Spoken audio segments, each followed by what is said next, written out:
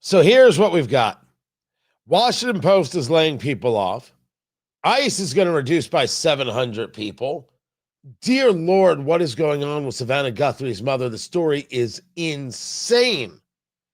And the left has had a very bad week. Me, I'm just losing my voice from the cold. I'm Tony Katz. The show is Tony Katz Today. Let's begin. 700 people, ICE agents, being removed from Minneapolis. Well, I guess the left has won. Is that our argument? Tony Katz. Tony Katz Today. Good to be here. Good to be with you. Tom Homan, in his own words. Given this increase in unprecedented collaboration, and as a result of the need for less law enforcement officers to do this work in a safer environment, I have announced effective immediately, we will draw down 700 people effective today. 700 law enforcement personnel. We have also fully integrated CBP personnel into the ICRO team structure under one unified chain of command. Not two chains of command, there'd be one chain of command here. Any large enforcement operation I've ever been involved with, there's one chain of command, and that's where we're moving forward. So they made some changes. So they're reducing by 700. This is everything that the left wanted. This is happening because, as Tom Homan, the border czar, explained, local law enforcement, state law enforcement, will now be assisting. They will be saying, hey, these are the people who are in courts for violations. Here are the people that we know about. Here, everything that the Trump administration has been asking for, just hand over the criminals. That seems to now be happening. That's a pretty big move. And one that the political left is going to be infuriated with. Because the political left has no interest in working with Tom Homan or the political right. None, less than none. They only have an interest in seeing their enemy destroyed. You and I have a much different interest. So when I view these people as un-American, it's not that some of them aren't born in America and are actually Americans. It is that from a place of ideas and ideals, the very concepts of buying into and believing in the social contract and not trying to usurp law enforcement to protect people here illegally. Yeah, I don't think those people are American at all. And I don't think they believe in the same America you and I do. Now, I should at this moment remind you that if I sound weird, it is not your radio. The cold now wants the voice. Can't have it. But man, is it putting up a fight. So it's just me. Fine. We all get colds. We all go to work. No questions, no issues. It's just, that's what it is. The announcement of the drawdown of 700 agents, the announcement, of course, as we knew earlier this week, of body cameras, the announcement of changing the chain of command, these are all good things. No one should have ever been opposed to any change of tactic, nor any change that would allow for a better approach to the situation. What is the situation? We have people in the United States illegally, and they need to be removed. End of list. And we have people engaged in trying to intimidate law enforcement, attack law enforcement, harm law enforcement. They have been impeding. They have been engaging with law enforcement, and they are a problem. Alex Preddy and Renee Good lost their lives. Renee Good drove at a law enforcement officer. People can say no, the video is there. If she had not skidded out on that ice, I think she would have hit more than one law enforcement officer. Alex Preddy was known to law enforcement, was known to be an agitator, Both him and Renee Good were part of these signal chats and other organized groups meant to try and harm ICE agents, prevent them from doing their job, supporting people here illegally, giving aid and comfort to people here illegally. Alex Preddy was screaming at ICE agents, spit on ICE agents' vehicles, broke an ICE vehicle taillight, and then a week later was still involved in agitating. Now, in both the cases of Renee Good and Alex Preddy, let the investigations commence. I can't tell you if they were good shoots. I don't care what somebody on social media says. Who gives a good holy damn what someone says on social media? Bunch of freaks on social media. They don't know anything. I'll take the investigation. People can have opinions, but opinions don't move me. They don't. The data moves me. But that we know that these people are agitators, that they are organized, that they are funded, and their focus is to try and prevent law enforcement from doing their job, they need to be arrested. And they need to be arrested with force if necessary. When you see 700 agents roll down, what is it? What is the proper term? There's a term for it. That are going to be moved out, drawn down. Sorry, I said rolled down, drawn down. Okay. If they're not necessary, why have them there? That's a great question. I believe that you need oftentimes a show of force, but if you don't need everybody, well, don't have them there. Have them in other places. Columbus, Ohio, Indianapolis, Indiana, Little Rock, Arkansas, Tulsa, Oklahoma, Orlando, Florida. Where else are they needed? Go send them there and let them do the job there. Body cameras. Great. Let's see what all of these people that ICE is engaged with are doing wrong, doing that is illegal. Let's see their violent acts right there on the camera. If an ICE agent is involved in doing something immoral or illegal, doing something violating the rules, well, then, my gosh, retrain or remove. Absolutely. We are rational people. And what we want is the end result. We want people here legally removed. We want those trying to interfere arrested. And we want some peace. The left doesn't see it the way we see it. So when we, the rational people, see them bring down their forces, and now we're going to see law enforcement working with ICE, we say, good. Good, good, good. Just keep at it. And Tom Homan was clear that they are going to keep at it. They are never going to stop. It's the left that can't handle this. You can argue, well, if Tom Homan and ICE isn't going to stop, the left is going to continue because, of course, their entire raison d'etre is to be anti-ICE or anti-whatever it is the thing is at the moment. They're just always anti-Trump all times, at all times. And when you're always anti-Trump, nothing Trump does can be good. But in this situation, what will most upset the political left is that it is possible now that law enforcement is working with ICE, that local law enforcement is working with ICE. And that's not what the left wants. Left doesn't want that in the slightest. They want to keep up the fight. They want to keep up the anger. They want to keep up the vitriol. Because when it comes to the organized groups, they're not looking for a better America. They're looking for an America that is over. We're through the looking glass. We have been through this before. No one is going to sit here and tell us that they're just upset with ICE tactics and then they would stop. No.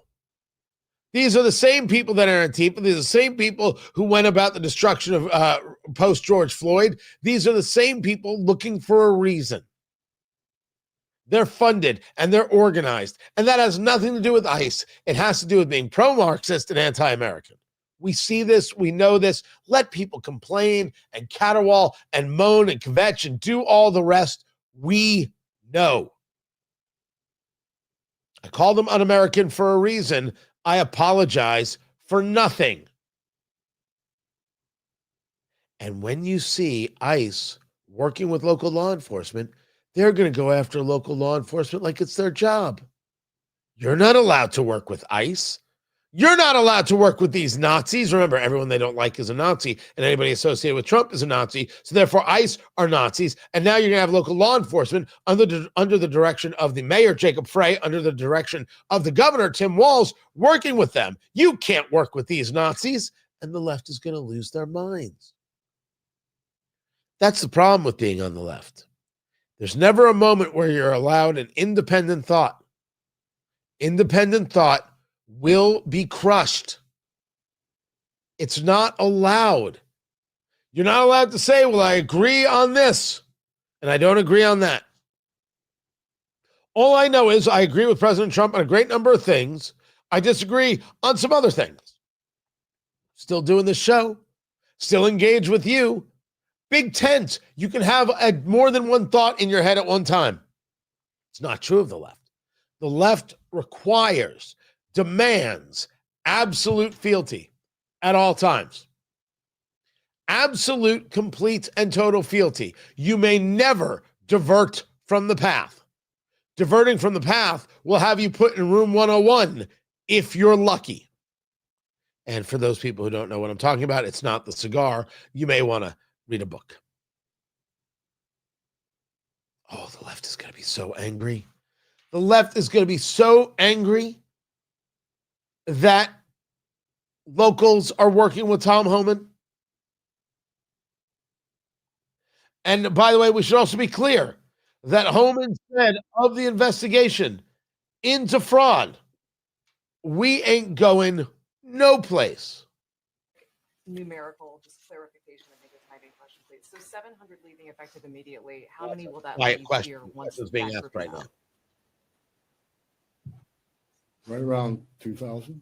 And what is the pre-operation footprint? Well, that 150. Oh, sorry. Just some bad audio right there. I thought that clip was better. The investigation into the daycare centers and everything else, it continues. And so it should. Millions, if not billions of dollars are being stolen, not just in Minneapolis, but across the country. The fraud is massive. Of course, we need to keep looking into it. And of course, we need to find the people engaged in it, and they have to be arrested. And if they're American citizens, they have to be charged. And if they're not American citizens, they have to be deported, never to come back. And if they're not here legally, or even if they are here legally, if they're not American citizens, deport, including their kids. Don't care. Don't care. If you want to have a conversation about dreamers or other kids who are brought to the U.S., how have no fault of their own, and what we do with them, that's a solid conversation.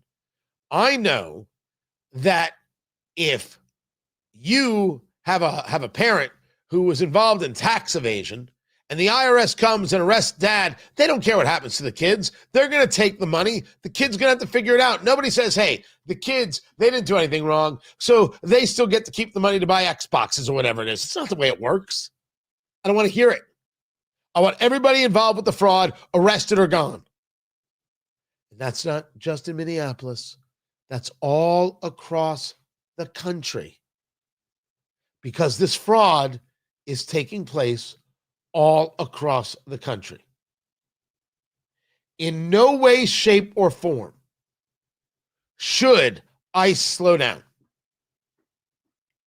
No way, shape, or form should the fraud investigations slow down. And let's be clear that the American people are proactively with getting the criminal element off the street and putting an end to the illegal immigration. This, written by John Phelan, this is from KSTP, a poll they did, so that's local to Minneapolis. Minnesotans favor local law enforcement helping federal immigration authorities by 14 points. 14 points. Funny, that came out just yesterday, and here we are today with this announcement from Homan. This is the start of a story about how the hard-edged political left, the elected leadership of the left, Chuck Schumer, Ayanna Pressley, Ocasio-Cortez, the bigot Ilhan Omar, the bigot Rashida Tlaib, the bigot Andre Carson, a host of others. Oh, he supports the bigots. They're all on the losing side. They're on the losing side when it comes to deportations. They're on the loser side when it comes to abusing children via surgeries to mutilate them. What they would call gender-affirming care. What a fraud that is. And they're on the wrong side and on the losing side of voter ID. A bad week for the left and a good week for common sense. Keep it here. I'm Tony Katz, and this is Tony Katz Today.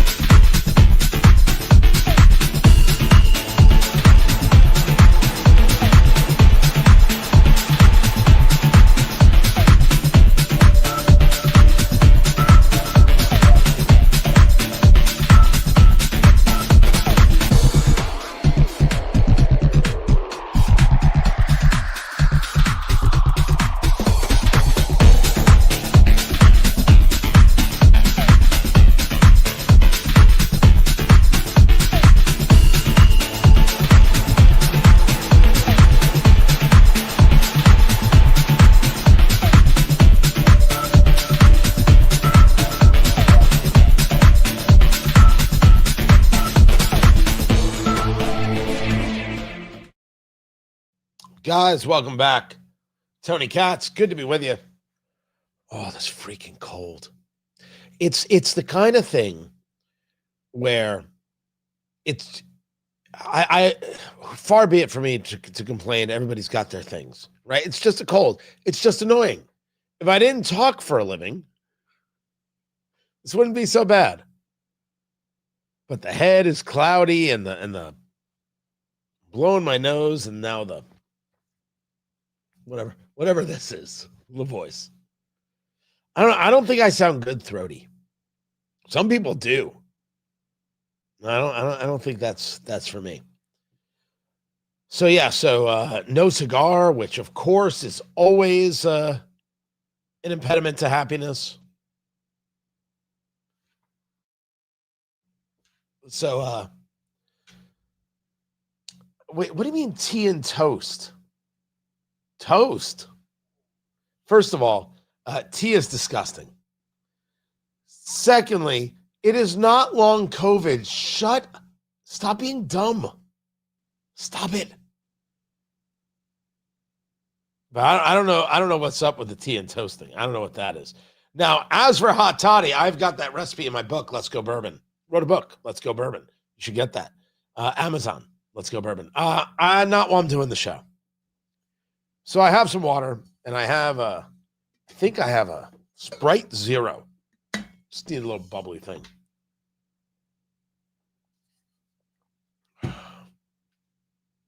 Someone just said that they sound like Tiny Tim when throaty. That is not a good look, nor a good sound.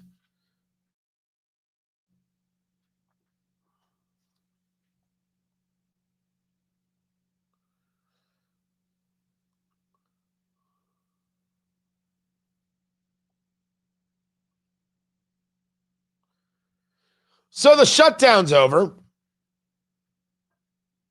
The shutdown is over, except that we're still going to be in a place where it's a discussion of funding immigrations and customs enforcement.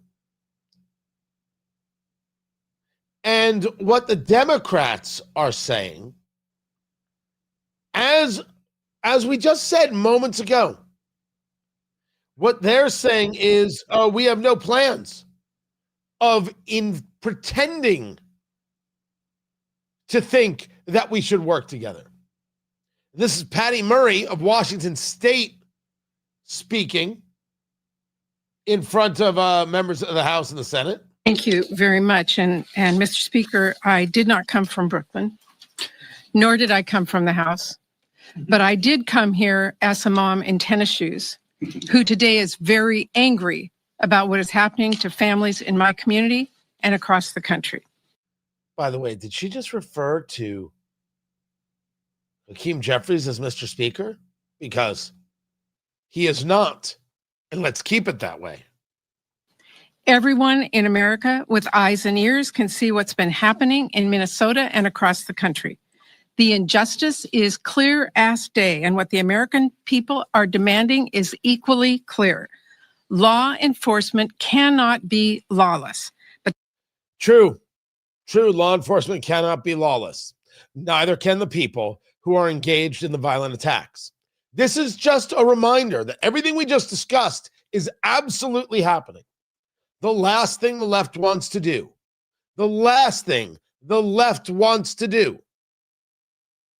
is say people here illegally have to go. No, it's that anybody who is bothering people here illegally is the problem. They support the illegal immigrant. So when you take a look at the shutdown being over, I mean, it's great. Terrific. I don't ever get worked up about shutdowns. I refuse to do that. This was 4 days. It was a partial shutdown. And the only thing I could say that I like is that instead of having this as one big omnibus bill, you passed it separately. Maybe we got a little more clarity. Maybe we're setting a bit of a precedent of, hey, we need this legislation for this purpose. Let's talk about this legislation. Let's not just put it all together and people end up voting for it because, well, they got to get this one thing over here and they'll swallow all this other garbage over here. I think it's a terrible idea. We shouldn't want that. What we should want is to be able to discuss what it is that's affecting us, the people. What they want is the absolute defunding not only of ICE, but they want to dismantle DHS and allow me, okay, you want to get rid of the Department of Homeland Security? Fine by me. Terrific. Great. We're also getting rid of the Department of Education because the Department of Education has harmed far more people than the Department of Homeland Security. It has destroyed more lives. And I say that even understanding Renee Good and Alex Preddy. I said it. I meant it. I will not back down from it. Because Alex Preddy and Renee Good were involved in being in a violence confrontation. They were involved in being in places where they should not have been. They were involved in impeding law enforcement and created the situation that led to their deaths. There is no doubt about that. Should they be dead is a different subject. But what they've done with education is slowly destroy the American fabric, slowly destroy the American student, work on slowly destroying the American family, and it is unforgivable. Unforgivable. So if we want to get rid of agencies, I'm all in. Homeland Security, other people can do this job. Other organizations, other agencies. Department of Education, we don't even need it at all. Bring it all back to the states. Easy. Now, what else can we get rid of? Keep it here. It's Tony Katz today. Why is it so difficult to watch Eat, Drink, Smoke on YouTube? I don't know what you mean. What's the issue? Is it the segments? Is it something else? You tell me.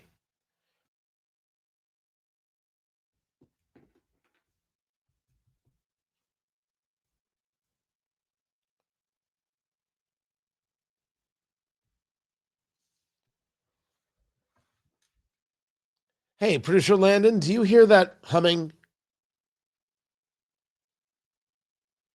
Okay. I think it is my, I think it's the fan for the AC unit outside.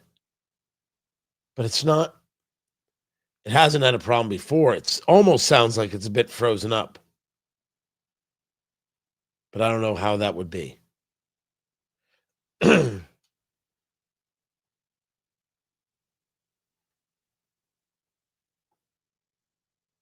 Ah, yeah, well, no one's mowing right now.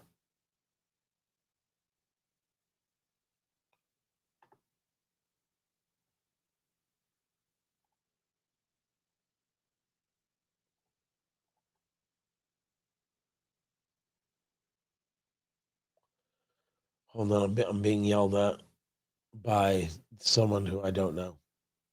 They're very upset that I've talked about the left as militia cells. And they're organized, they're paid for, they're interested in destruction.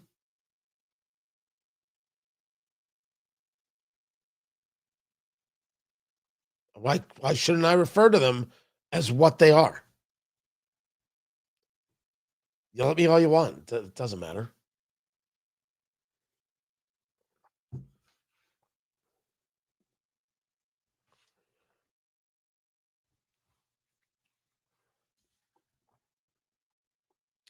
No, the fan. I meant the can outside. No, the AC is not on. The heat is on.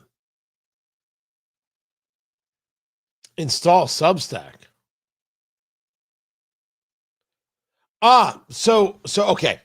So we moved Eat, Drink, Smoke, my cigar and bourbon show. We moved the website to Substack. It is so much easier to work with. It is so much more enjoyable. It's a much better overall experience. Now, the podcast, you still get the podcast, and we do have videos up. And we've got, of course, the YouTube channel. Just go to Eat, Drink, Smoke. You can watch old episodes, but not live shows. We don't stream the show live. We don't do Eat, Drink, Smoke live. We may end up doing some live things, but we don't do the actual show live because of how we have to record it for radio. So maybe that's it. Hope that answers the question. And if not, I don't know what to say. But we're trying to do a little less talking in the breaks because of the cold. Oh, the voice feels it. Feels it. Let me get to this right here. That's that.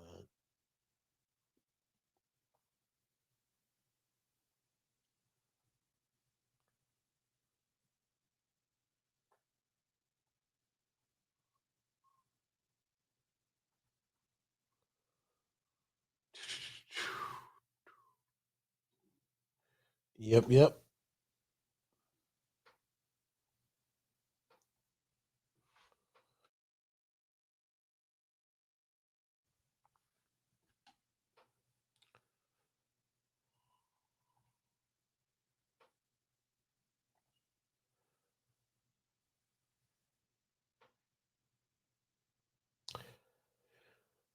As I've said, it's been a bad week for the left. Because everything that, for example, you and I have been discussing for the past couple of years, all these places where we have taken on these attacks, this name calling, when we said, for example, boys are not girls and girls are not boys and they never will be. When we said that the concept of gender affirming care is a fraud, it's a cover used to attack children, to mutilate children. And the people who do this are abusers, whether they're the doctors or anybody in the political world, in the legislative world, who votes for laws or regulations that say children can do what they want and parents don't have a say, and that if parents don't agree, well then, the child gets taken away. This clear push that we have seen, this very clear push to try and separate the child from the parents, to give children agency. Tony Katz today, good to be with you. You understand that that's what it has always been about. Every single move made by the left that says, well, a child doesn't have to tell the parent when they're getting an abortion. A child should be able to decide their own gender. How dare you say otherwise? Is to render the parent obsolete. The parent is only there to make the child and feed the child. And even in that case, no. The state will do it. You just make the babies, and then we'll take over at the time we think is right. And we'll take their entire education, and we'll decide what's best for them. And we will give them agency so they can act on their own, and you as a parent have no say. You become obsolete. You're gone. That is leftism. You can argue it with me. You can scream at me. You can yell at me. We have been proven right time and time again. But why give children agency? It becomes a very ugly conversation. Now, those of you who have been with me from the beginning, you may have heard me discuss this before. It's a really ugly conversation, but we're going to walk our way through it. If a child has agency, child can make decisions. First, it's about eliminating the concept of childhood, which no society thrives when you eliminate childhood. But when a child has agency, a child can make their own medical decisions, whether I get an abortion, whether I get mutilated by some doctor who claims to actually care. And if I can make my own health care decisions, I can then make other decisions. I can make decisions, for example, about who to love and how to love them. I put forth to you that as a guiding principle for these progressives in the idea of giving children agency, it was always so they could be abused in one way or another, including sexually. I apologize to no one. I can prove this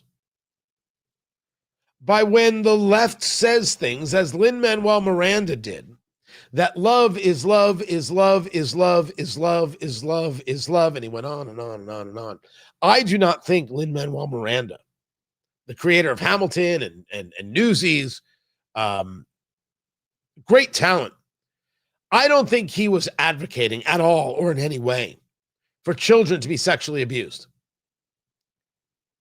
I just believe he never once understood what his words meant.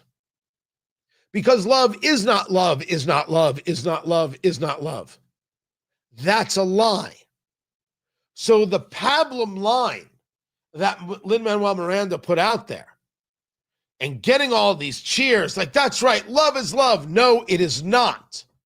And when we're talking about children, it absolutely isn't. And children have to be protected more often than not from themselves. And when you see adults proactively not protecting children, lucidly or otherwise,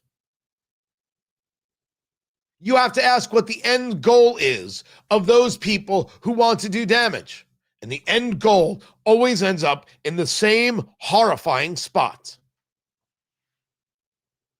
And that end goal is brought closer, or was brought closer, by those people who pushed the idea of gender-affirming care, which was always a lie. It was a fraud told by disgusting, despicable, low-rent, low-class people who wanted to abuse children. You wanted to mutilate children. I argue for many of them, they got a thrill out of abusing children, out of mutilating children. And you say to me, Tony, that's disgusting. Not as disgusting as actually mutilating children, which I think they got a thrill out of. Never, ever get angry with me for noticing what it is that they're doing. The thing that they hate more than anything is when you're honest. The thing they hate more than anything is when you speak up and speak freely.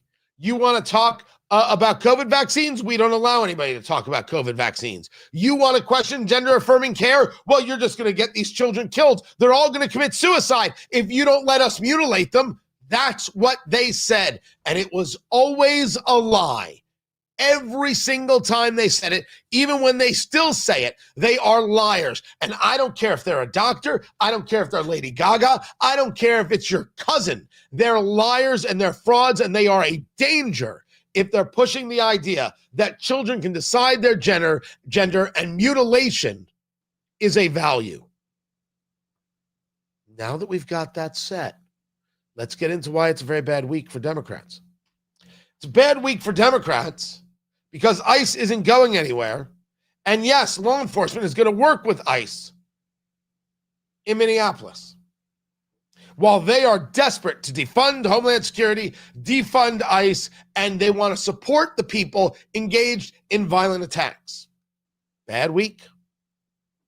Bad week when you see that the people want those who are here illegally removed, and they like the security of the border.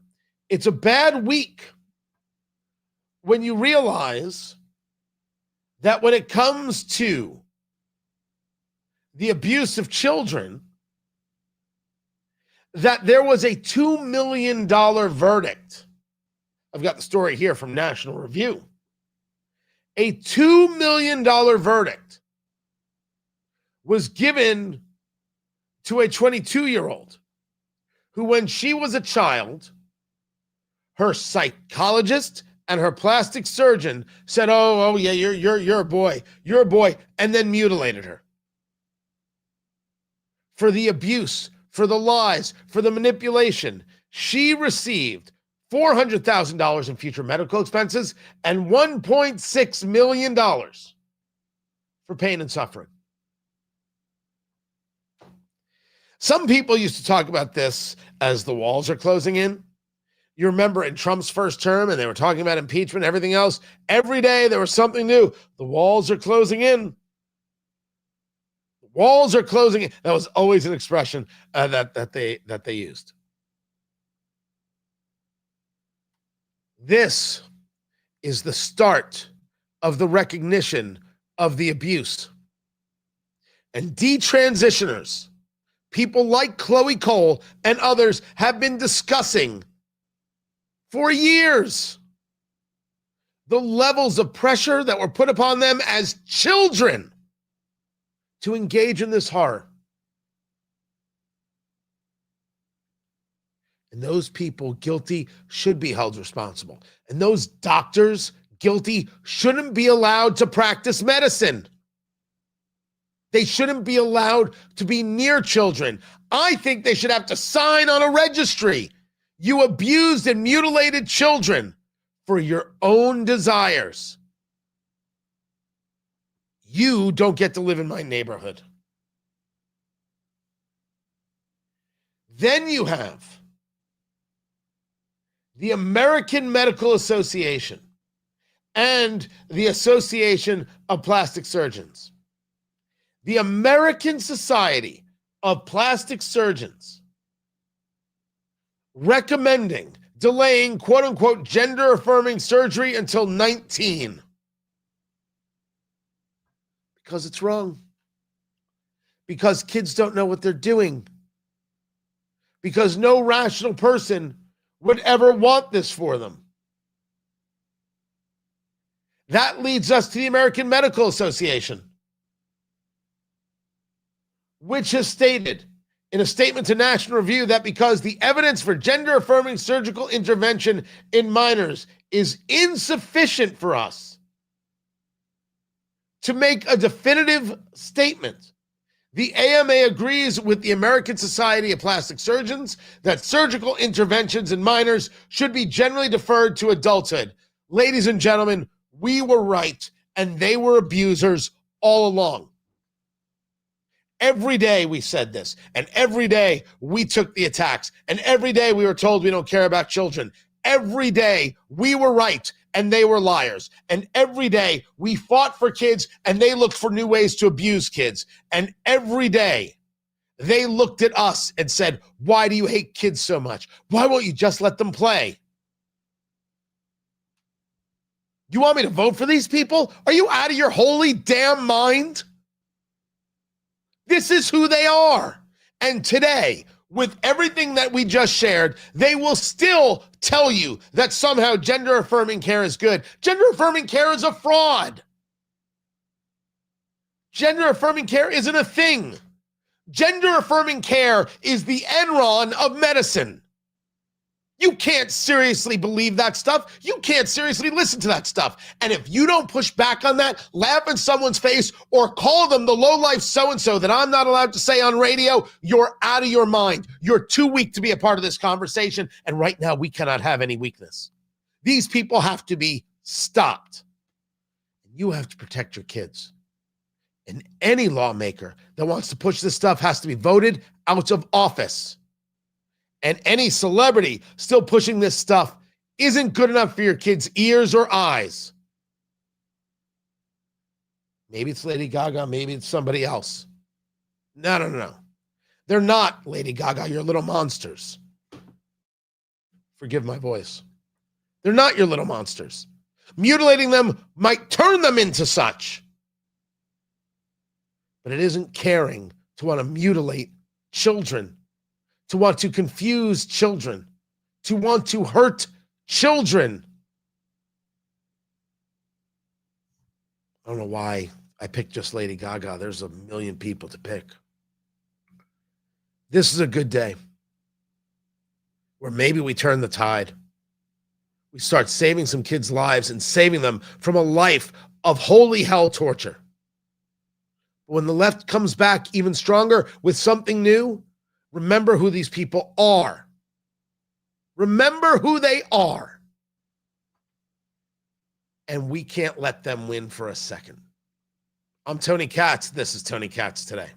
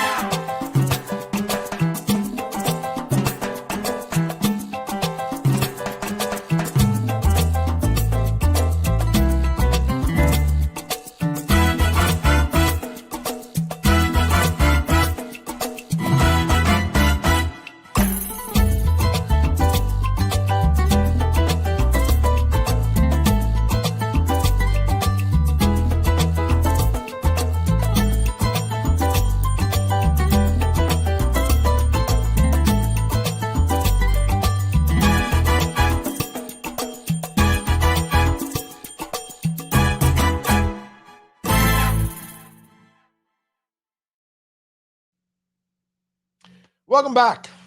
Oh, man.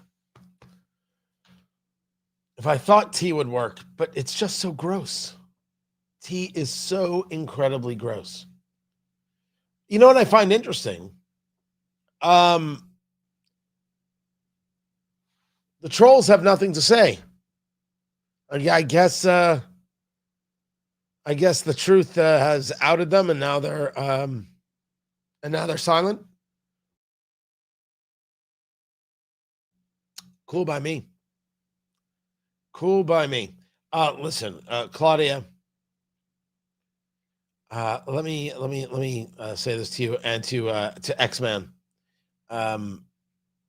Tea is disgusting, And I apologize for nothing.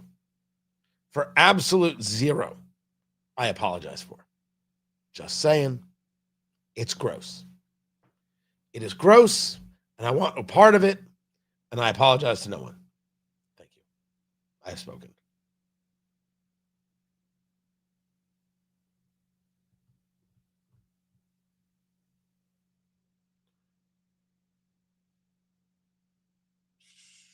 Just looking some things up.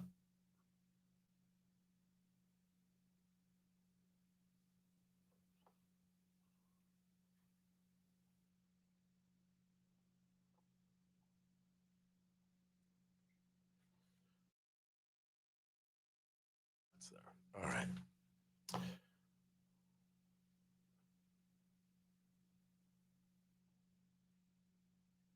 we go. Good. Hold on a second. You can't listen to me talk about tea and then say, hey, you can get iced tea from McAllister's. It's still tea. Oh, we are not going to say poor things about a fine establishment that could be a future sponsor, producer Landon. What the hell's wrong with you? God. Sometimes it's hard to teach. It really is. Am I like... So here's the question. Whenever I have a voice issue, which I get around this time every year. Usually I only get it once. This is twice. When I have the voice issue, I'm certainly not as loud, not as dynamic. And there is a belief that somehow I am therefore more, it comes across as more mellow. Is that true? Like, do I seem like really melody right now? I don't know.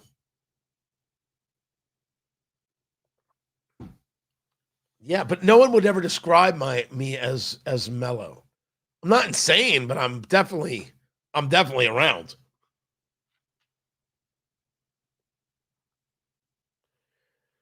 Just a quick reminder of why people listen to Marco Rubio. Chairman, he can't make unsubstantiated Senator, comments like that. Secretary Rubio has the floor. You've had Secretary your time. Rubio should take that testimony to the federal court of the Senator, United States because well, he hasn't done it under oath. Here's another point, okay? There is a division in our government between the federal branch and the judicial branch. No judge in the judicial branch cannot tell me or the president how to conduct foreign policy. No judge can tell me how I have to outreach to a foreign partner or what I need to say to them. And if I do reach that foreign partner and talk to them, I have under no obligation to share that with the judiciary branch. Just like a judge cannot order me to negotiate with a foreign minister of Russia, they cannot order me to negotiate with a foreign minister or the president of El Salvador. And if I did negotiate with them, which we have responded to them, and we've told them we've had communications with the president of El Salvador, I am under no obligation under our division of powers in this country and to share with the judicial branch how I conducted diplomacy of the United States. Excellent from the Secretary of State, Tony Katz. Tony Katz today, good to be with you. Let me say it again for the people in the cheap seats. Marbury v. Madison, we need to look at that again. This idea that we really think that the judiciary is some kind of co-equal branch, we got to look at that. But now we have a different subject going on where the judiciary thinks they can order around the executive and even the legislative. Nah. No. They don't have that power. And what I would like to see the Supreme Court do is relay that to all these other judges. Remember, the Constitution only lays out one court, and that's the Supreme Court. No other courts come from the Constitution. They all exist at the pleasure of Congress. And if they can be created, they can be taken away. I vote for less courts. I have heard other people say we should make many more and therefore reduce the power of these judges. We certainly should get rid of these jurists who think that they're in charge because they wear a robe. They're not in charge of anything. Nothing. And all of this extrajudicial work that they do, all this legislating from the bench, it needs to have people fired. That's what it has to lead to. And good on Rubio for setting it all straight. Oh, yeah. He's going to be a contender in 28. No question. This is Tony Katz today. All right. So we are in the radio break right now. So we will take our break right now. And with that, I will get something for the throat and we'll make it all better. So hang loose, smoke them if you got them. And I will be back. Keep it here, guys.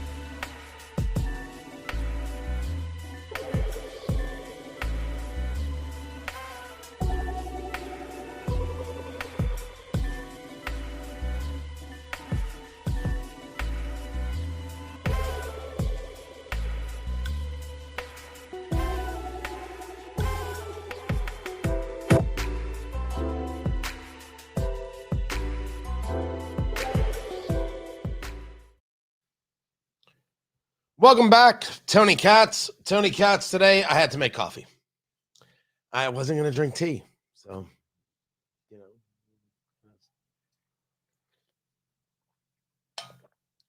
Oh, that's strong. Oh, that's hey. Whoo! That's strong. Flavorful. Oh, that's right. The left loses again. We will get into that subject. It's been a bad week. Bad week. And all on the culture stuff. I did not build a walk-in humidor. No, I didn't have the room for that. I thought about it. No, instead I have a tall standing humidor that holds 3,000 cigars. True story.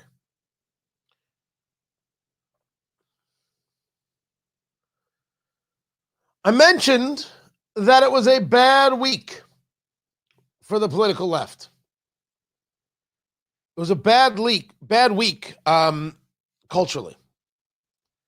A lot of subjects that they are relying on to get them victory in November kind of blown up in their faces. By the way, it just got announced that attempted Trump assassin Ryan Ralph sentenced to life in prison plus 84 months. This by Judge Aileen Cannon. Tony Katz today. Good to be here. Good to be with you. That's Bill Malugin reporting via the Fox News team there in the courtroom.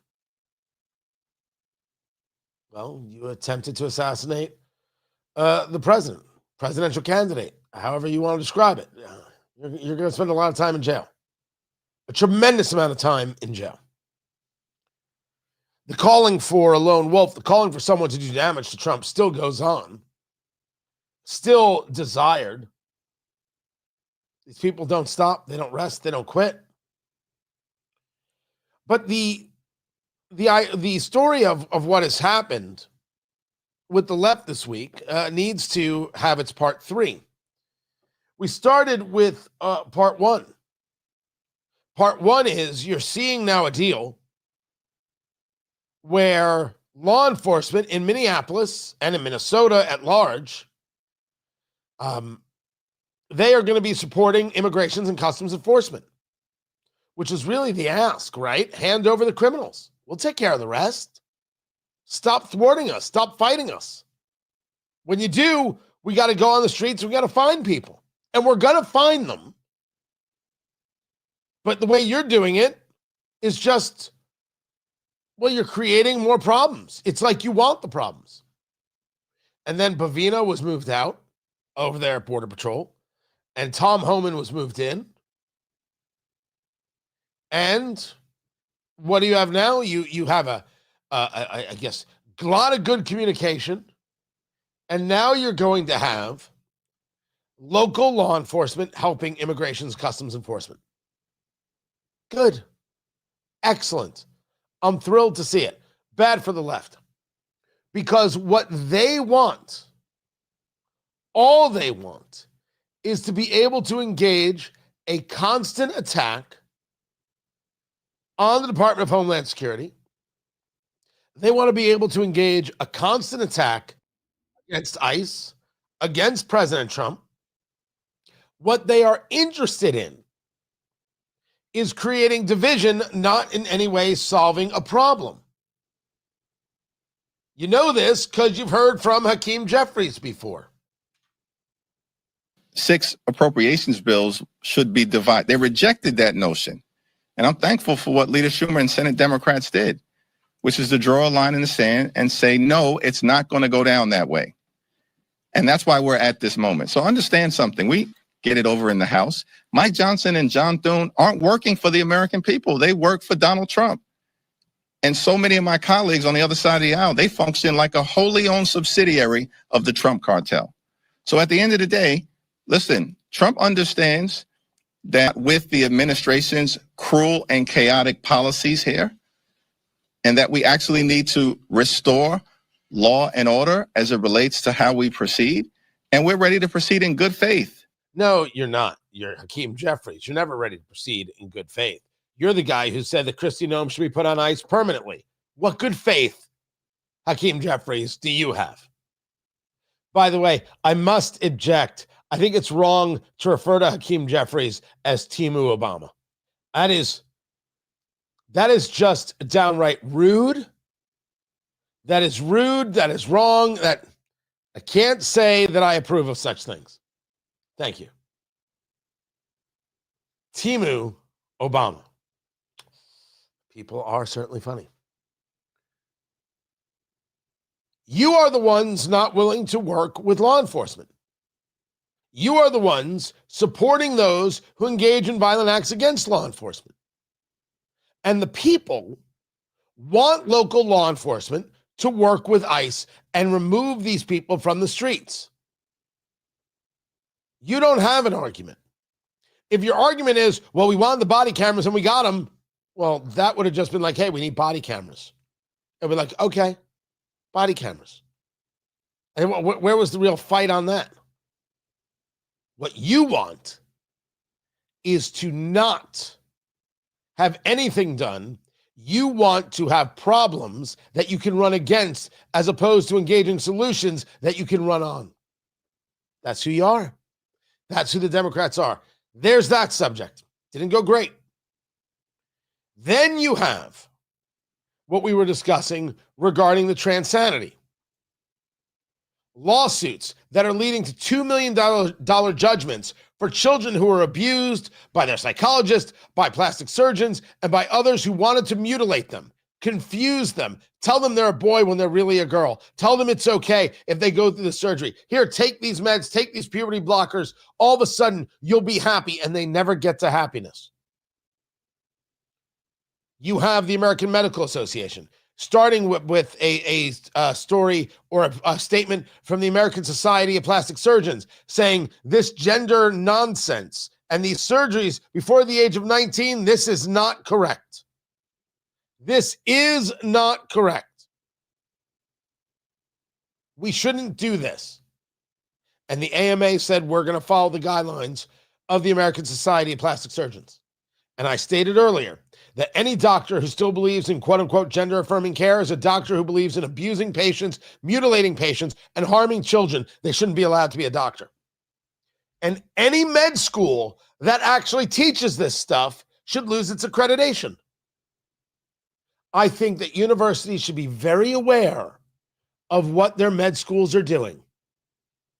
Because we're going to get to the point where it was, oh, you went to such and such a med school? No, you can't be my doctor. You're not qualified. You went to a med school that believes in abusing children? Not qualified. So that's two. Now we get to number three. Number three is the polling.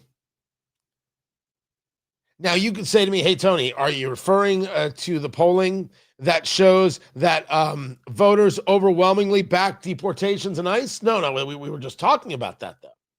This is from legalinsurrection.com. This is a bit of polling that comes from a group called Signal, CYGNAL. Americans support deporting those in the country illegally by a 2-to-1 margin, 61% to 34%. 73% say entering the U.S. without legal permission is breaking the law. 54% want ICE enforcing federal immigration laws and removing illegal immigrants. 58% oppose defunding ICE, including majorities of independents and swing voters. Then you have another poll. 73% say coming here illegally is breaking the law. 61% support deporting illegals. 58% oppose defunding ICE, and 54% support ICE enforcing our immigration laws. So partially the same numbers here.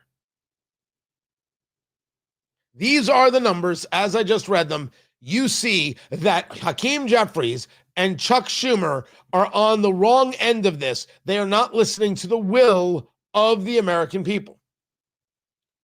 Why would they? They only listen to the cabal that controls them. Every accusation is an admission. When they say, look at these Republicans who are controlled by the Trump cartel, it is Hakeem Jeffries who is controlled by the progressives. Lock, stock, and barrel. The only thing he is missing is the hand going straight up as, hey, how you doing? Creating the little puppet. But then there is this. Where it is the people are on voter ID. The big number 3. This is bad, bad news for Chuck Schumer, for Hakeem Jeffries, for Democrats who oppose the SAVE Act, who oppose the idea of voter ID. This is Harry Enton over there at CNN. Take a look here. Favorite photo ID to vote. 85% of white people favor it. 82% of Latino. 76% of Black Americans favor it. So the bottom line is this. Voter ID is not controversial in this country. A photo ID to vote is not controversial in this country. It is not controversial by party, and it is not controversial by race. The vast majority of Americans agree with Nicki Minaj that, in fact, you should have a photo ID to be able to vote. So, well, if we all have to now agree with Nicki Minaj, I don't know if I'd agree with Nicki Minaj about everything, but if she thinks that you need an ID to vote, she's correct. There is no debate here. The people who oppose voter ID favor the opportunity to cheat. They favor the opportunity for fraud. It's not to say that there will be fraud. It is that they favor the opportunity. Anyone who opposes a voter ID favors the opportunity to cheat, favors fraud. The people who say that a voter ID is racist, we should, as just for clarity, say how wrong and disgusting it is that racists like this speak so boldly. The people who say that getting a voter ID is racist are indeed the racists, because they believe that people who are Black and brown are somehow not capable of getting an ID. How insulting. Are Democrats that they think that people who are Black somehow are not capable of getting identification? That somehow in this instance they're not capable of using identification. Why do Democrats speak so poorly of people who are Black and people who are brown? Isn't it bad enough that Representative Ocasio-Cortez doesn't give a good holy damn about brown children because she hasn't been to the border in the 4 years that Biden was president, or at least play acting? She didn't go, she didn't cry, she didn't take photos that were staged, nothing. She didn't care. Because she doesn't care about brown children in cages. She doesn't care. She only cares that they're there as a photo op so she can build up some political capital and make some cash. That's all Representative Ocasio-Cortez cares about, not because I say so, but because she showed you so. America wants voter ID. America wants to remove illegal immigrants. America doesn't want children to be abused. That is a trifecta. And that explodes the cultural attack from the left on America. Whether it's the SAVE Act, SAVE, or whether it is some other piece of legislation, one must have an ID to vote, and that should be true in all 50 states. Why would I, a guy who believes in states' rights, and states prescribe the manner of voting, say such a thing? The why has to do with being disenfranchised. In one of the lawsuits that I believe that the Supreme Court absolutely should have heard in the 2000 election, I believe it was the state of Texas that sued the state of Pennsylvania, saying that the way they changed their voting through the judiciary, not through the legislature, and allowed for votes to be counted after the due date, after the election day, that was disenfranchising the voters of Texas. I thought it was a very interesting argument. Now, what would the Supreme Court have said? I would like to have heard, but they weren't willing to hear the case. I believe it was Alito and it was Clarence Thomas, and I'm paraphrasing them together here. If we're not going to hear this case, what the hell are we here for? What exactly do we do around here if we're not going to hear that? if California is allowing people to vote without an ID, and therefore we cannot prove that only citizens are voting, then California is disenfranchising the voter in Oklahoma and in Missouri and in Indiana and in Florida and name the place. That's happening. And that cannot be allowed. And that's why we have to have voter ID in all 50 states. That's why somebody has to check it and look at your face. That's why we need to make sure poll workers are trained to do exactly that. And poll workers who don't do that need to immediately be removed. We need to ensure the vote. And America wants it ensured. So why are we listening to Hakeem Jeffries and Chuck Schumer? Forget them. Who cares what they want? Who cares what they think? Who cares what they scream about Jim Crow? These people. I'm sorry, what was that? F these people. That's what I thought you said. Let's just go about doing better. Push right by these people. Now, that's going to lead to a question of whether or not that means we have to strike the filibuster. Oh, holy heck. Maybe. I can't even believe I'm saying it, but maybe. We should talk more about it. I'm Tony Katz, and this is Tony Katz Today.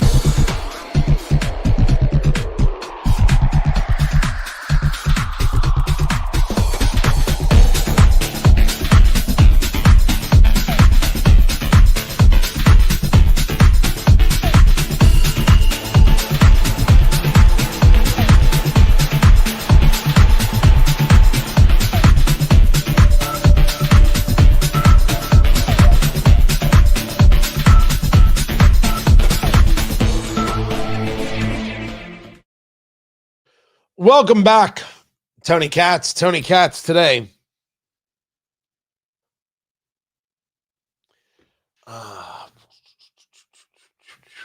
Let's see what else I've got. No more Hakeem Jeffries. That's right. Oh,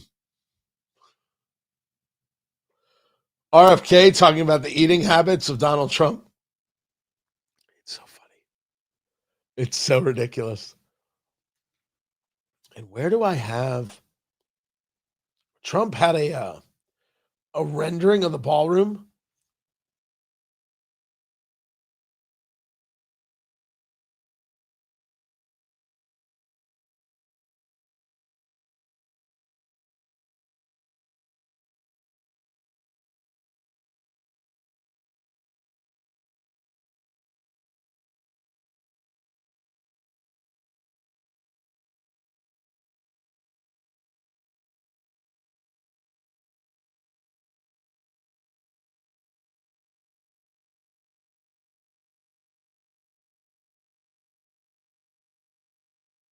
No, there you go. Sorry. Yeah, I was muted.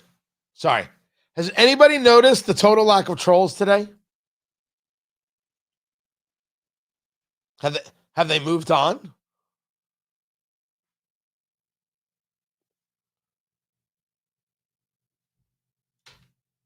Perhaps.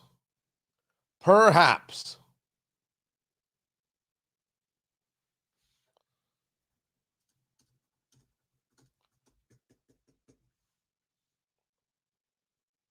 There we go. Coming back to the show.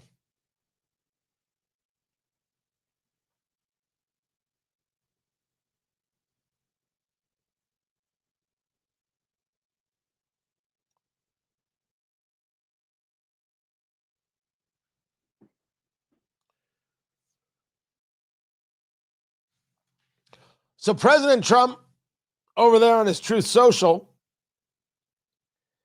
he put out an image, a rendering of the new ballroom. The beautiful building will be, when complete, the much anticipated White House ballroom, the greatest of its kind ever built. What else is he going to say? It is a rendering from the Treasury building directly across the street and replaces the very small, dilapidated, and rebuilt many times East Wing with a magnificent new East Wing consisting of a glorious ballroom that has been asked for by presidents for over 150 years.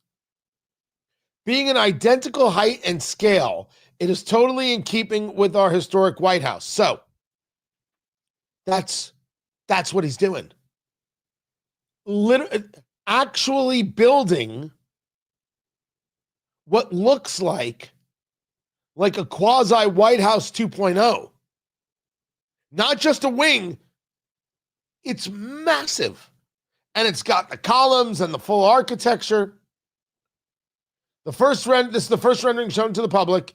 If you'll notice, the north wall is a replica of the north facade of the White House, shown at the right-hand side of the picture. The space will serve our country well for hopefully centuries into the future.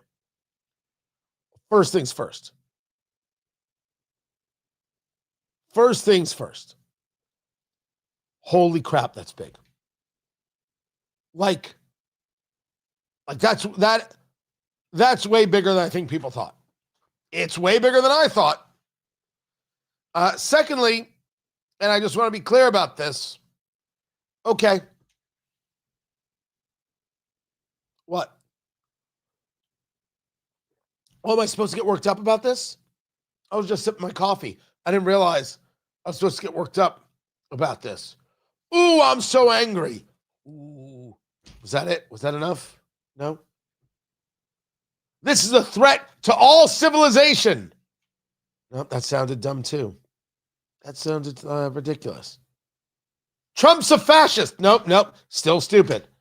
It's a remodel. And this ballroom thing is more than just a ballroom. It's the idea that the White House was not able to do events and safety and security. They would rather have it there on the grounds. I do appreciate the people who say that I don't know if I want the opulence. Maybe the point is that that's not what America does. That's not how we should portray things. I would argue that I can agree with that. Let me tell you, if I was president, all the gold in the Oval would come down. All of it. The auto pen picture, that would stay up. But all the golds, all the filigree and everything else would come down. There is something to be said about safety and security and how we do these things and how we do these events, and presidents have events. And you do need the space.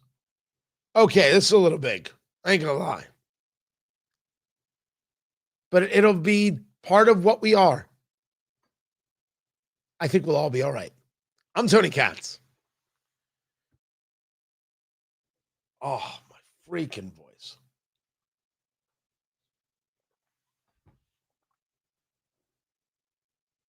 Goodness gracious.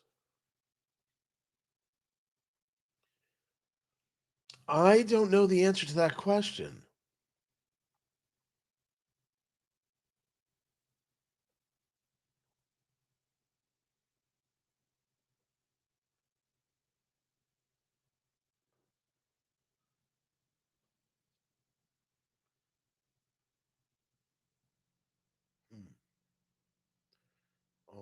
me get to these things right here just to get ready for what's next.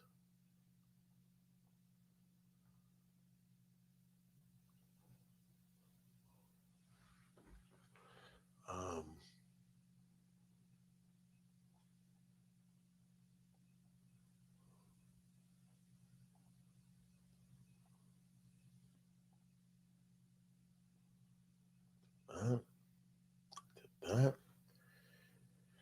Okay, we've got this right here. That and that. Let me see where else I am. Okay, there's that. Come on. There we go. Should be right there. And we're good. No, this right here too. Okay. Oh, you hear that? Man, that sucks.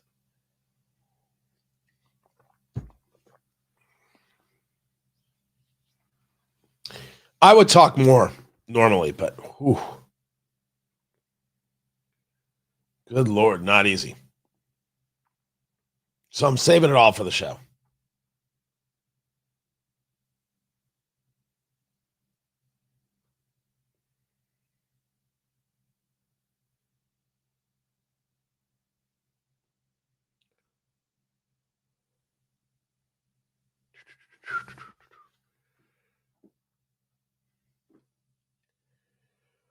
You know, I was saying that we were that we didn't have any trolls in the chat room. And well, Loch Ness Monster here just proved me wrong. Yeah, we're just going to say goodbye to you right there. That's just all gone. All gone.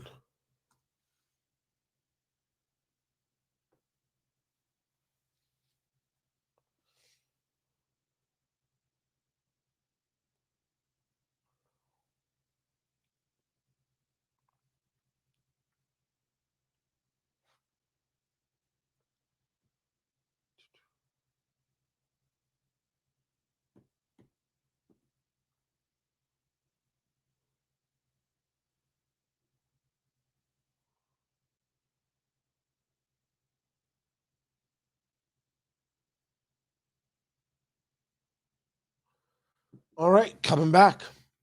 I've got 3 more things, and then I've got more than that. Not cool. And I'm supposed to be on Newsmax at like 5:30. I do not know how that's going to work.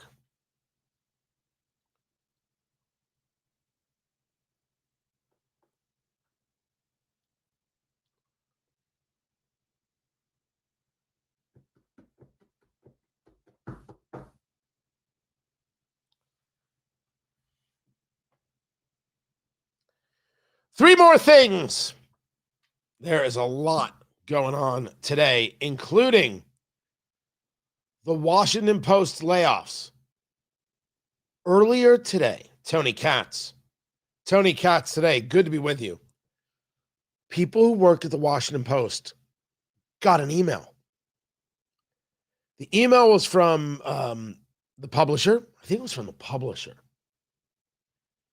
And from the head of HR.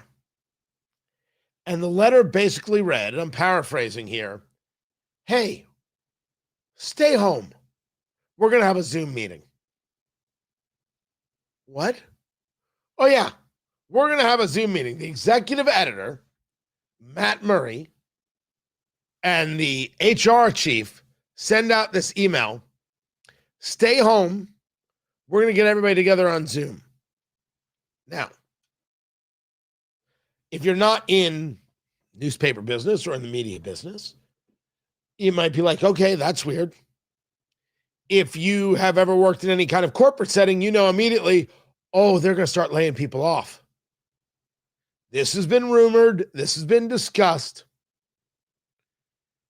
The plan, as now employees were informed, was to lay off a significant portion of its staff. According to Jeff Stein, the chief economics correspondent for the Post, this is a tragic day for American journalism, the city of Washington, and the country as a whole. I'm grieving for reporters I love and whose work upheld the truest, most noble callings of the profession. They are being punished for mistakes they did not cause.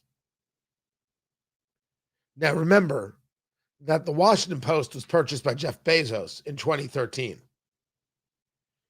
Bezos hired a different management team in 2024, trying to get the paper to stop being so outrageously left, even though definitely left, start engaging different opinions, trying to disrupt the culture. So newspapers have lots of problems as it is. Now you're trying to change the culture of progressives who only want to move narrative and not news. And here it is. So these cuts got announced. And then shortly after the call, employees start getting emails about whether or not they were affected. So the international desk, as we had heard about, is going to be affected. And their daily podcast, Post Reports, is getting cut. They cut the podcast. Now, hold on a second. They cut the podcast. What? You mean you cut something that was digital? You mean your podcast wasn't even working?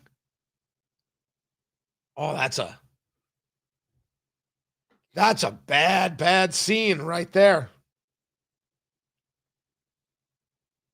The Washington Post Guild has said, stating that the paper has shrunk their workforce by approximately 400 people in the last 3 years. The union is upset with Bezos because he's no longer willing to invest in the mission, they write, that has defined this paper for generations and served the millions who depend on Post journalism. So now the push is going to be on for Bezos to sell the paper to somebody who will give them all the money and not care about results. That brings us to this. I did not see this story at all. Don't know where I missed it, but I clearly missed it. Chinese-linked biolab discovered in Las Vegas home. SWAT officers serve a search warrant. So this takes place over last weekend. This is on the east side. What's the tip? A biolab is operating in the home. Now, I got to assume that when people heard biolab, they immediately went to Breaking Bad and said, wait a second, that's supposed to be in New Mexico. And someone thought meth. Police enter, and more than 1,000 pieces of evidence located in a locked garage with, quote, potential biological and hazardous materials.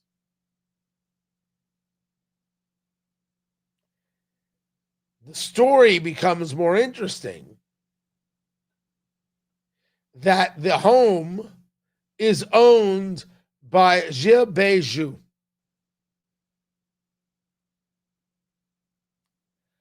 Jia Beiju, I think it's Jia, it might be J-I-A, is in federal custody.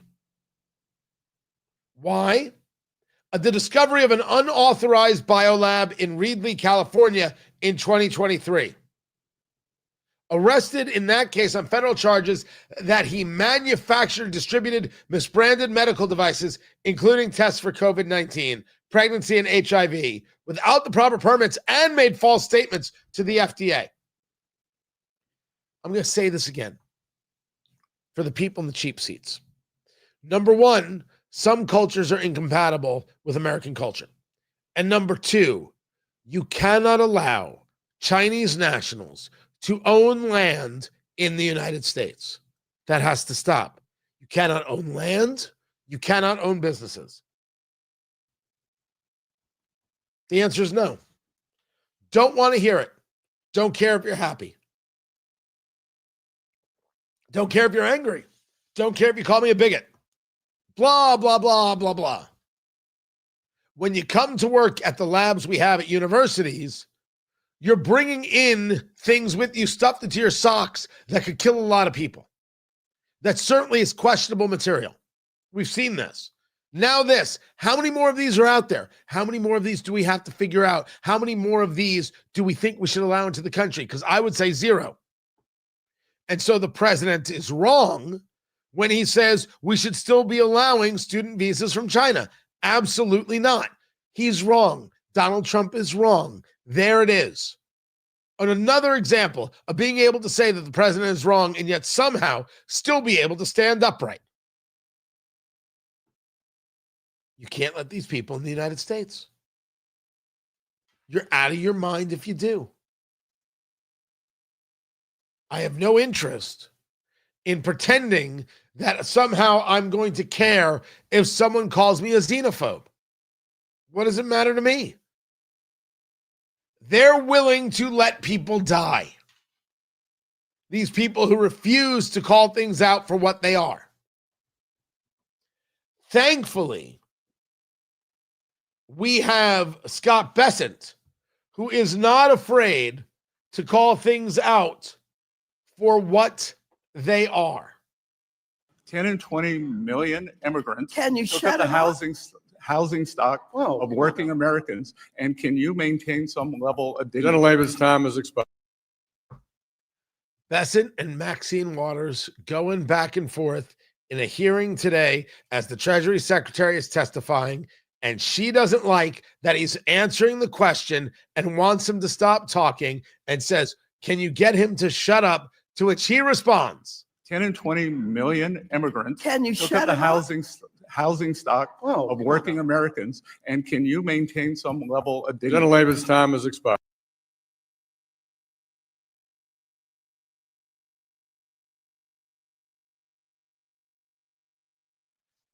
can you maintain some level of dignity? That is just so great.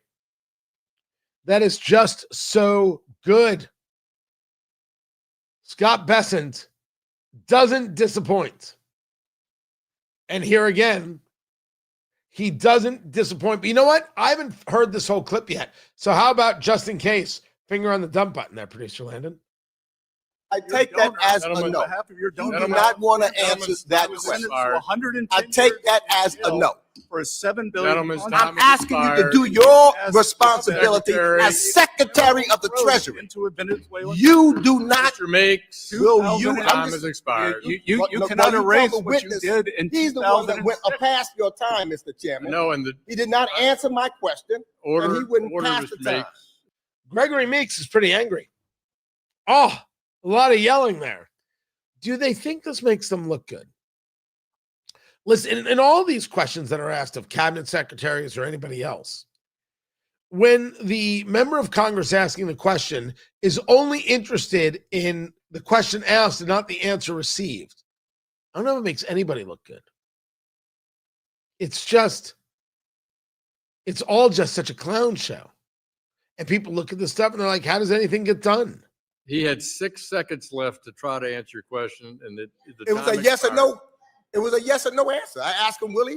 No, was that yes or no? The OCC is an independent. Stop covering for the president. Stop being his flunky. And stop being his flunky.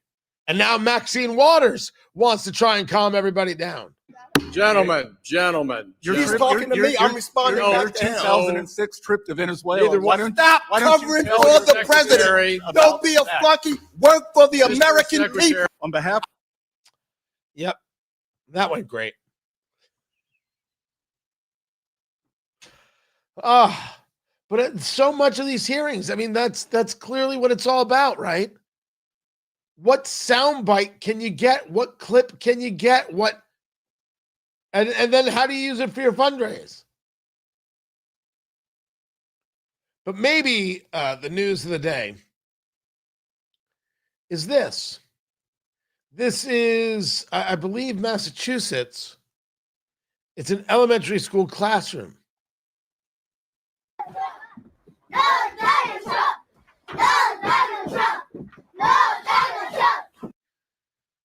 That is children 6 years old. I don't know. People watching the live stream, how old are those kids? How old do you think they are? And they're holding signs that they made, pieces of paper that they decorated, and they like glued it to like a popsicle stick, it looks like.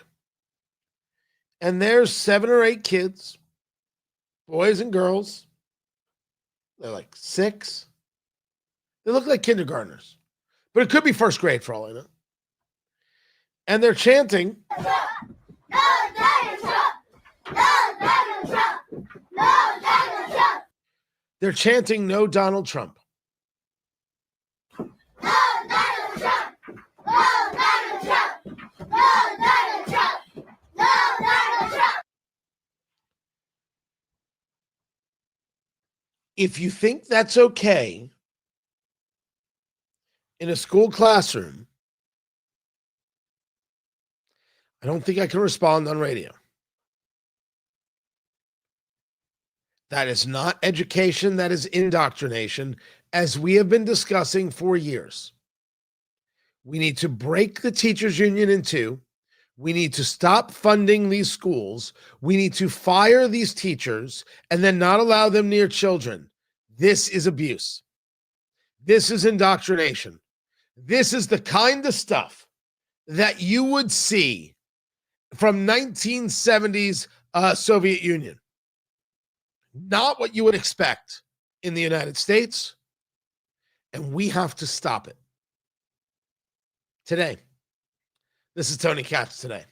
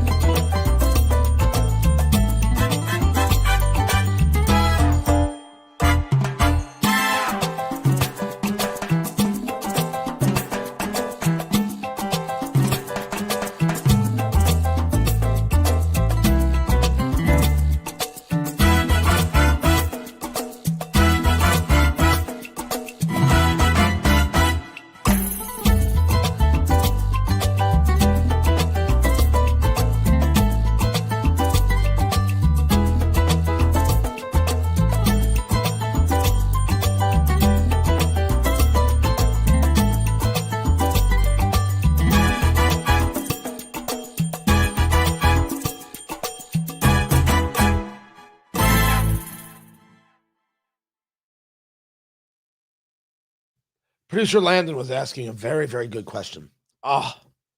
This voice. Sorry. And we're talking about those kids chanting and marching around. And his question was, how do parents not respond to this and say, we don't allow this. We're not going to do this. What are you doing? You can't do this to my kid. You stop it right now. In some cases, it's total agreement. They're virulent leftists. They're Karens. They're awfuls, right? They're liberal white women, all the rest. And they agree with this stuff. But in other cases, and Landon's a Gen Z, he's got time before there's a family in his life and everything else. you will be surprised how many people don't actually pay attention to what their kids are learning. They pay no attention. They're not focused. Almost as if they can't be bothered. Oh, no. I've got work to do. Oh, I've got a game to watch. Oh, I've got this. I can't be bothered with that. A good parent can always be bothered. Now, sometimes you choose not to start a fight over here because you're going to keep your powder dry for something else because you know how to counteract that. Right? I've done that before. But this is propaganda insanity. And anybody who believes in funding teachers' unions after that is insane. And anybody who believes that teacher is a professional is out of their minds. And that's where parents have to get aggressive. And this is why school boards want to designate parents as domestic terrorists for asking questions. They're protecting their money. They're protecting their fiefdom. That's what's happening. And that's why we need to break the union in two. There's an airplane flying overhead. That was crazy. What was that? Or a truck drove by. Something happened. That or an earthquake. There should be some fallout for this. Is anyone following this to see what's been done with that teacher? Has she been fired yet? I don't know. I do not know. But I'd like to see her fired. My voice is not because, that sound was a shipment of my cigars. Oh, I thought you were saying I smoked too many cigars. My cigars appear via white glove treatment. They would never come in that rough.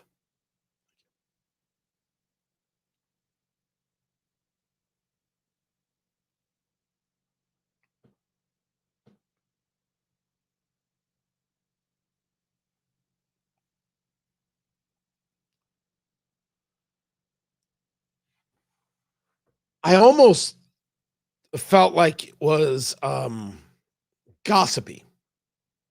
So I have not engaged the story of Nancy Guthrie, the mother of Savannah Guthrie, who is the host of the Today Show, Tony Katz. Tony Katz today. It's not your radio. Just losing my voice. It'll all be good. It is such a horrifying freak show of a story where Savannah Guthrie's mother, 84, goes missing in Tucson. Missing from her home. There's a trail of blood. Then there's word that a ransom note was sent to TMZ. Savannah Guthrie was supposed to be covering the Winter Olympics, which start in, days. She's not going. Her mother is missing. The story is nuts. Absolutely crazed.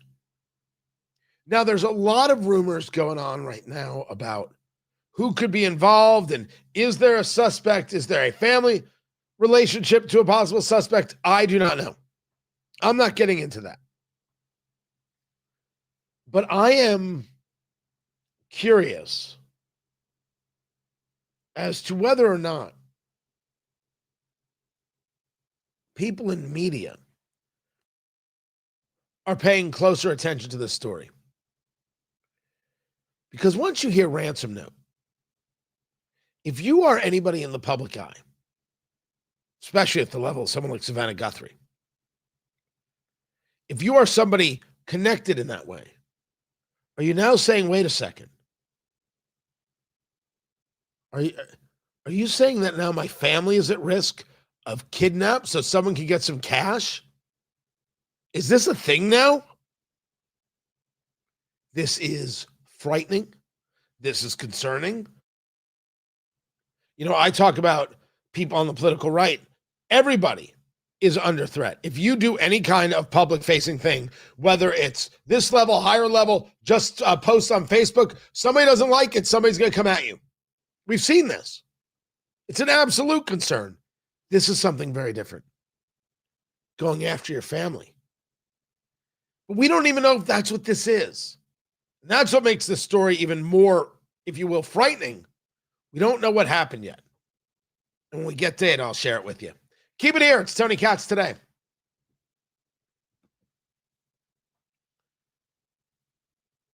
So there's a lot of scuttlebutt there, Ann, and I don't know what's true yet. That's what we got to figure out. So here's the deal. Well, I went full Joe Biden right there. The show will continue at WIBC.com. We're going to put away the live stream for now. Don't forget, get your tickets. Tickets.TonyKatz.com. It's not January 24th. It's February 28th. February 28th. Trump 1 year and 1 month later. The red tie gala, the bourbon, the food. We're going to take a look at the last year and 1 month and how we're going to win the midterms, because there is absolutely a path. 100%. Get your tickets. Tickets.TonyKatz.com. Come join me. My voice will be fine. Tickets.TonyKatz.com. Be there for the show. It's going to be amazing. And to answer some questions. Oh, yeah, I'll be back tomorrow. I'm on Newsmax this evening at 5:30. I will absolutely be back tomorrow.